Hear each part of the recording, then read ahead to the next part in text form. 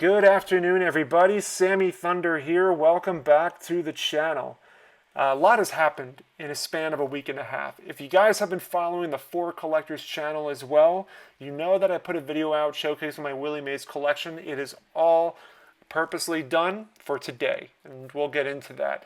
But also, I was honored to be selected to celebrate Greg's 5,000th milestone subscriber live stream on Friday. It was a lot of fun. Had a great time. Congrats again, Greg. Well-deserved friend.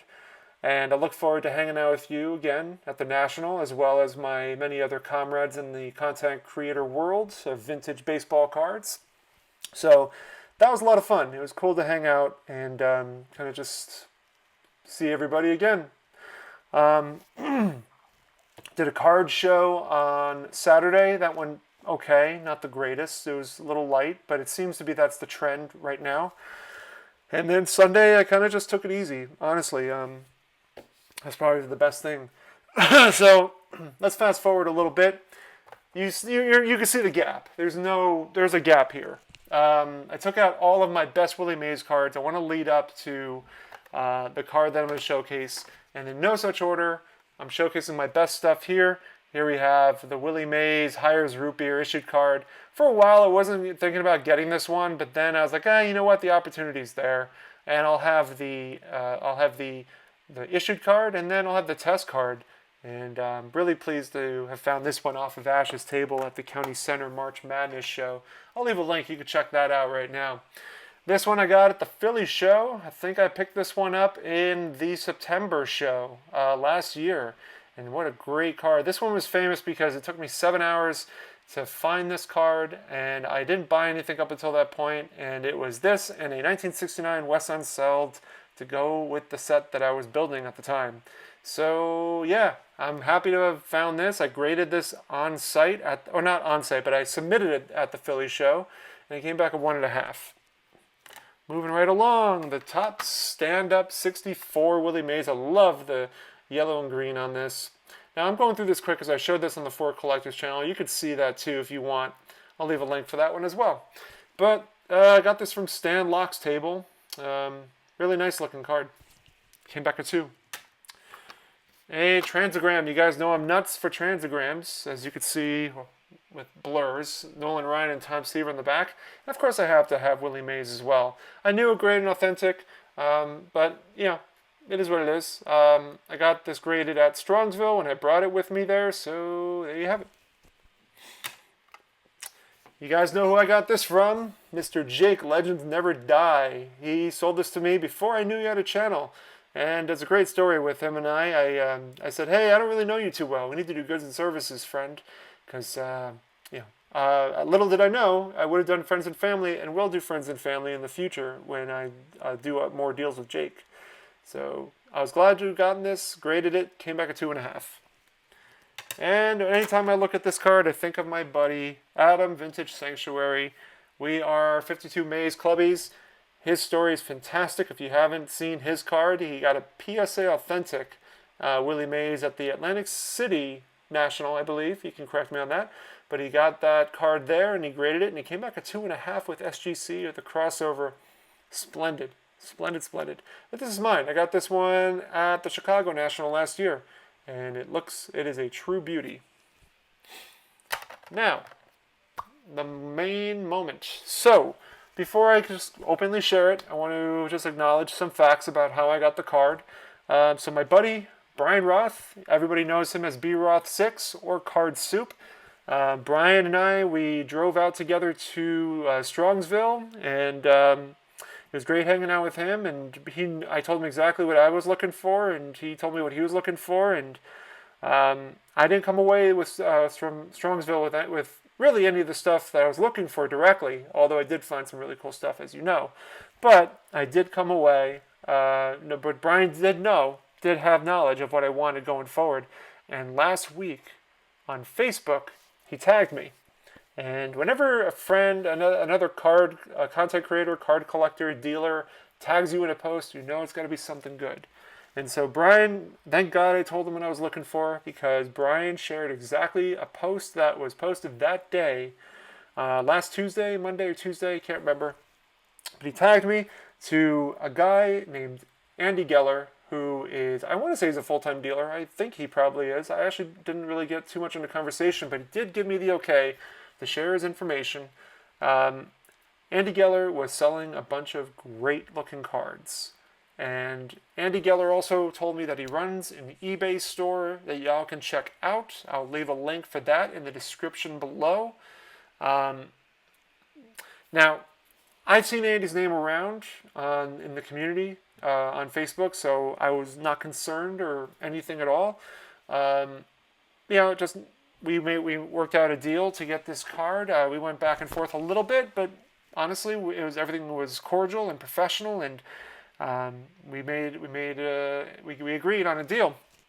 And through some vouchers, we were able to get this card over, and I just got it today. So you guys ready? Here it is. The 1954 Stahlmeyer Franks of Willie Mays. Here's the back. This card I have been searching for quite a while. Since I got back into the hobby, I've been a big fan of this set in particular. As y'all know, I picked up the 55 Monty Irvin, and I am stoked to have this 54 Willie Mays in my collection now. If you guys want some cool history on the Stahlmeyer Franks, let me share some with you right now. This is their website that I found, and here's some cool history about it. I'll just read it. In the 1950s, Ferris Stahlmeyer supplied all of the Major League Baseball parks in the New York City area with their 100% all-beef Frankfurter. Whether you're a fan of the Yankees, Giants, or Brooklyn Dodgers, you are most likely enjoying a famous Stahlmeyer Frankfurter while watching the game. Also, during the 1950s, a series of baseball card sets were distributed and sponsored by different food companies in the area. One of the rarest regional baseball card sets to come occurred in 1953 and was issued by Stahlmeyer Inc. These baseball cards were only available within a packet of Stahlmeyer 100% all-beef Frankfurter. On each of the baseball cards were a famous baseball star and their statistics. On the back of each baseball card was a raffle to win free tickets to any of the 3 stadiums. All customers had to do was send Stahlmeyer Inc. a letter of 25 words or less explaining why they liked the hot dogs. The baseball card set included Mickey Mantle, Phil Rizzuto, and Hank Bauer of the Yankees, Roy Campanella, Gil Hodges, Monty Irvin, Duke Snider, Carl Erskine, and Don Newcomb of the Brooklyn Dodgers, and Willie Mays and Bobby Thompson of the New York Giants. Today, these baseball card sets are very valuable and considered one of the rarest sets to come out during the 1950s. And then here, Leland declares the 1954 Stahlmeyer Mickey Mantle cards one of the rarest Mickey Mantle cards in the hobby. Aaron Wasser describes the Stahlmeyer set as excruciatingly rare in a new 2014 article for Sports Collectors Daily. And here it says Stahlmeyer banks on air media through television and radio. In 1958, Stahlmeyer focused on advertising toward the youth of America through television and radio.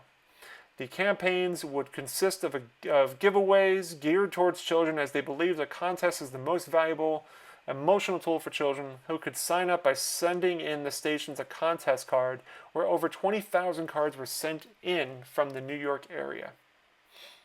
So back here again. What a great story. Now, on the card itself, I'll read what it says. Johnny Stahlmeyer's baseball kit consists of a big, colorful poster with pennants flying, shouting, and quote-unquote, baseball today. Right on this poster, you can list the names of your teams, home team, and visiting team. In addition, generous space is provided for keeping score inning by inning and for records of all hits, runs, and errors, etc. Plus, with your big baseball poster, you get printed tickets for the game. Just tape up your poster, fill in the team names, pass out quote-unquote tickets to the game, and play ball. How to get your kit? So you're going to send one cellophane wrapper from any package of Stahlmeyer Franks or label from jar, and 10 cents to cover postage and handling costs to Stahlmeyer at 172 East 127th Street, New York, 35 New York. Print name and address clearly, and we'll rush kit. Can you imagine getting one of those? But just so cool, man. What a great looking card. Here's the back again. My understanding with the Stahlmeyer cards is that these were not generally found in the greatest shape. I want to say that the hot dogs, when you buy them from the supermarket, they were frozen, if I had to guess. And that would lay claim to why so many of these cards were not in great shape after the fact. They might have been ripped off the packaging and... I mean, I know they were... It sounds like they were inside the packaging. I'm not 100% sure on that, but... Nevertheless, pictures of baseball stars in every package of Stahlmeyer Franks. I mean, at the time, it must have been so thrilling to find a Mantle or a Mays. I mean, any of those big names, there's so many of them in there. But nevertheless, super, super pleased to have this in the collection now. Have to find a way to see if it could sit in here somehow, but I'll have to figure something out. That was the big build-up, y'all. Appreciate y'all watching and enjoying. More to come this week. I have a show on Sunday, but definitely more to come. Just thrilled to have something like that in my collection. So enjoy the rest of your week, guys. I'll catch up with you soon. Take care.